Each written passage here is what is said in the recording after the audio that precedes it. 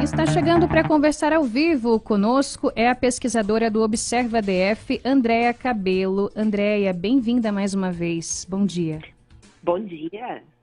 Obrigada pela sua participação conosco. A gente vai conversar com a Andréia porque tem um levantamento feito pelo Observa DF, que é vinculado ao UNB, que vem justamente avaliar a percepção de quem mora aqui no Distrito Federal sobre a segurança nas escolas do nosso DF. E aí ficou provado, dentre outras muitas coisas, que essa percepção de insegurança nas escolas parece ser um fenômeno que está muito mais atrelado às escolas públicas e muito mais atrelado também, que é um fator curioso, ao ambiente exterior, ou seja, ao entorno desses colégios e não propriamente ao ambiente interno. Andréia, é isso? Explica um pouco mais para a gente. É isso mesmo. A primeira coisa que eu queria chamar a atenção é que percepção não necessariamente está relacionado com o número de ocorrências. Então, isso é como os pais, por exemplo, enxergam essas escolas, certo? E o que a gente percebeu é que 75% da nossa amostra, fizemos uma amostra de entrevistados de cerca de 1.000 pessoas no Distrito Federal inteiro, 75% dessa amostra considera as escolas públicas muito inseguras ou um pouco inseguras, ou seja, eles veem restrições de segurança nessas escolas públicas. Quando a gente perguntou em relação às escolas privadas, esse percentual não chegou a 30%. Ou seja, a percepção da população é que a escola pública ela é muito mais insegura do que a sua contrapartida privada. Mas uma das coisas, como você chamou a atenção, é curiosa, é que as pessoas não percebem essa percepção de insegurança durante o dia, durante o horário escolar.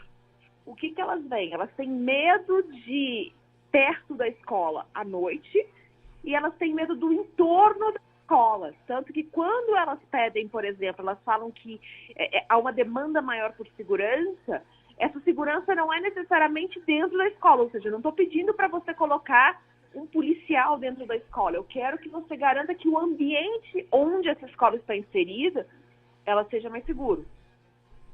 Que interessante todo esse estudo, Andréia. Bem-vinda mais uma vez à Nova Brasil FM. As regiões administrativas que reportaram maior nível de insegurança, segundo esse estudo, foram a Fercal, São Sebastião, Lago Norte, Jardim Botânico e Taguatinga.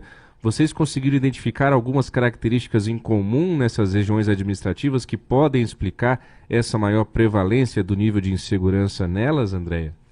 Não, eu achei até bem curiosa o grupo de regiões administrativas que chamou a atenção. Porque se você for perceber, por exemplo, regiões que nem o Lago Norte e o Jardim Botânico, eles são regiões de alta renda do Distrito Federal. Quando você olha São Sebastião, a Cercal, por exemplo, já são regiões de baixa renda. E isso é uma das coisas que a gente chama atenção, que isso tem a ver com a percepção da pessoa. A pessoa vai lá, coloca o seu filho no Lago Norte, mas ela não acha que aquela escola, por algum motivo, ela não é segura. E às vezes em outra região, com uma renda um pouco mais baixa, por exemplo, ela já não tem esse nível de insegurança. Então, isso é uma coisa que nos chamou a atenção, que não tem essa correlação tão direta assim entre a percepção de insegurança e, de verdade, alguma outra característica socioeconômica dessas regiões administrativas.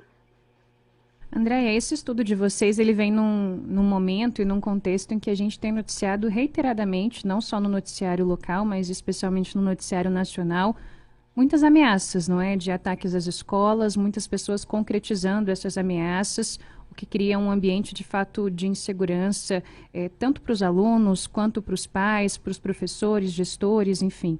E é um momento em que, de fato, é importante a gente entender o que é que está acontecendo e o que pode ser feito para melhorar essa segurança, tanto dentro dos colégios, sejam públicos ou privados, quanto no entorno. Agora, me chama a atenção também no levantamento de vocês que existem eventos comuns, ou seja, que são os mesmos, tanto para estudantes de escolas públicas quanto privadas, no que diz respeito ao que acontece nesses ambientes escolares. Então, vocês trazem, por exemplo, ali insultos, humilhações ou xingamentos, ameaças de apanhar e batida, empurrão ou chute.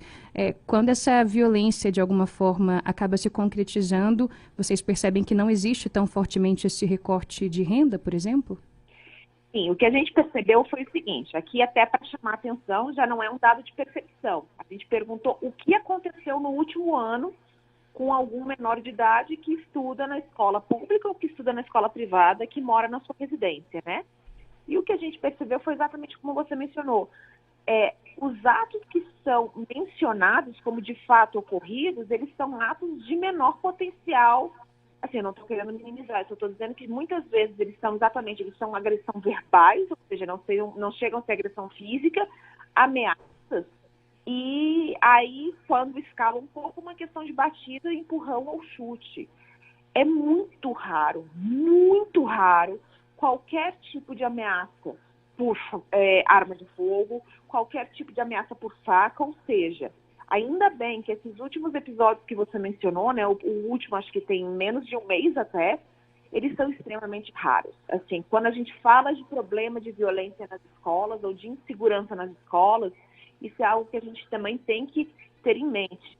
A gente está falando de outros problemas, outros tipos de eventos, outros tipos de ameaça, que também são super graves, porque podem prejudicar o desenvolvimento de uma criança, podem amedrontar um adolescente, certo? Então, isso é uma coisa que é muito importante também da gente pontuar. E uma das coisas que nos chamou a atenção é que boa parte, hoje, né, talvez nos últimos 10, 15 anos, assim, até por causa do advento das redes sociais, boa parte desses eventos está vinculado a uma atividade de redes sociais. E alguns dos eventos que a gente tem visto, assim, eles também têm a noção de que eles começam como um grupo, como uma ameaça nas redes sociais e às vezes se concretizam numa ameaça física, no evento físico, vamos dizer assim, na escola. Muito bem, 8h16, nós estamos conversando ao vivo com a Andréa Cabelo, ela que é pesquisadora do Observa DF, que é vinculada à Universidade de Brasília, e o Observa DF fez um estudo muito interessante para avaliar a percepção dos moradores aqui do DF sobre a segurança ou a insegurança nas escolas públicas e privadas. André, enquanto você ia falando sobre essa violência, essa sensação de violência nos arredores das escolas, eu ia me recordando da minha vida escolar e me recordei de dois momentos. No primeiro momento, e na primeira escola particular que eu estudei aqui em Brasília, eu sou da época em que, quando tinha umas briguinhas na sala de aula, os brigões chamavam os seus amigos das suas cidades, dos seus bairros, né, para irem para frente da escola amedrontar aquele com quem ele estava brigando, né? Eram as chamadas gangues, né? Quantas e quantas vezes eu me lembro de sair da escola com esse clima de terror mesmo ali na saída da escola, porque do portão para fora a escola, em tese, não tinha nenhum compromisso com aquela segurança, né? Depois eu passei anos e anos indo e voltando para a escola a pé, caminhando com os amigos. E aí eu me lembro de ouvir sempre as recomendações, cuidado nesse trajeto, e aí começaram a surgir os assaltos, né, esses pequenos roubos, esses pequenos furtos nos arredores de escolas particulares aqui também no Plano Piloto. Toda essa temática, Andréa, ela precisa ser olhada por muita gente, né? Imagino que mesmo com essa sensação de segurança, como você nos trouxe, está muito atrelada ao ambiente externo da escola, a escola também precisa olhar para isso, né? Eu gostei muito do seu comentário quando você colocou assim, parecia que não era responsabilidade da escola. Uma das coisas que a gente percebeu é que as demandas de medidas, vamos dizer assim, o que as pessoas gostariam que o poder público fizesse em relação a isso, elas são muito mais integrativas, elas não são ações, por exemplo, da Secretaria de Segurança necessariamente, mas talvez da Secretaria de Educação em integração com a Secretaria de Segurança, porque é exatamente isso. Como transformar essa situação, que é uma situação que, por mais que ocorra fora da escola, principalmente, por exemplo, isso que você falou das crianças e adolescentes brigando próximo à escola, como transformar isso, trazer isso para dentro da escola, não assim, não trazer a briga, mas eu digo assim, sim. A questão, a solução e tornar isso até uma questão de aprendizado educacional para essas crianças. Então, assim, uma das coisas que a gente percebeu é isso, que a demanda, as pessoas enxergam que isso não é um problema de segurança pública puro, isso é um problema, na verdade, que a escola tem que estar integrada nessa solução, vamos dizer assim. Interessante. E os pais irresponsáveis também, né, André? Também não vamos tirar o nosso lado aqui, né? O pai e a mãe que está nos ouvindo agora na Nova Brasil FM também é responsável por promover esse ambiente seguro para os nossos filhos, enfim, nesse ambiente escolar, acompanhando, conversando, buscando entender ali também o funcionamento dessas crianças, desses adolescentes nas redes sociais, não é isso, Andréia? Sim, exatamente. Eu acho que, assim, hoje em dia, eu sei que não é fácil você fazer, ainda mais quando é um adolescente já, talvez, no ensino médio, você fazer um acompanhamento tão assíduo, assim, das suas atividades nas redes sociais. Mas o que eu percebo, assim, pelo que a gente viu pelos nossos estudos, é um pouco isso, que essa atividade, essa insegurança, ela começa fora da escola, ela tem um braço muito forte virtual, e depois que ela parte, vamos dizer assim, para realmente acontecer no ambiente escolar. E fora nas redes sociais, assim, por mais que a gente exija uma atuação mais forte da escola, ela talvez seja uma atuação que seja mais eficiente pelos pais mesmo, porque ocorre às vezes depois do horário de aula em casa, né? E isso é um acompanhamento, um monitoramento que eu acho que os pais poderiam ser bastante ativos mesmo. Muito bem.